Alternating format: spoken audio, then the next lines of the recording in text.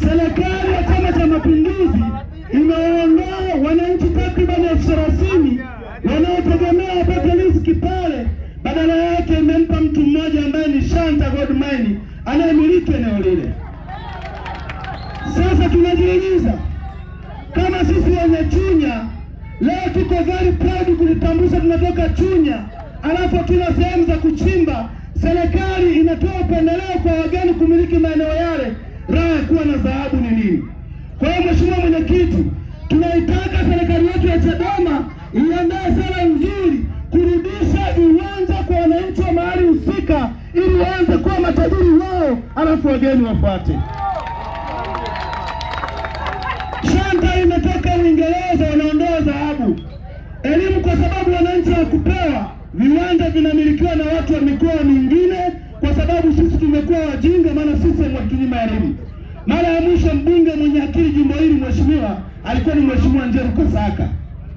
Baada ya hapo tumekuwa na wabunge Vilaza, alikuwa Victor Mwambaraswa, ulikuwa naye bungeni, mpaka aliyepo saizi ni Kilaza hawezi kusimama kuwatetea wananchi, wakati tunasema kazi ya mbunge ni kutetea wananchi.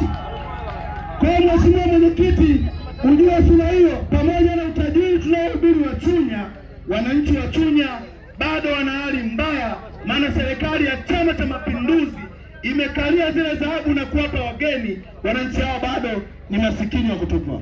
Mheshimiwa Mwenyekiti, mimi hapa nyumbani, nimezaliwa hapa, nimesoma shule hapa, wananifahamu, nitakuwa na mikutano mingi, wanahamna wewe. Hivyo basi Mheshimiwa Mwenyekiti, wewe tunajua ni kipenzi cha watu na wanakupenda.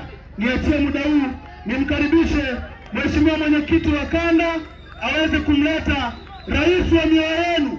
Rais wao wanamweka kwenye picha za mashati. Rais wetu yuko milioni mwetu, tunampenda. Upendo wa watu wa Tanzania kwa Lissu ni upendo wa kweli, maana uko moyoni. No reform.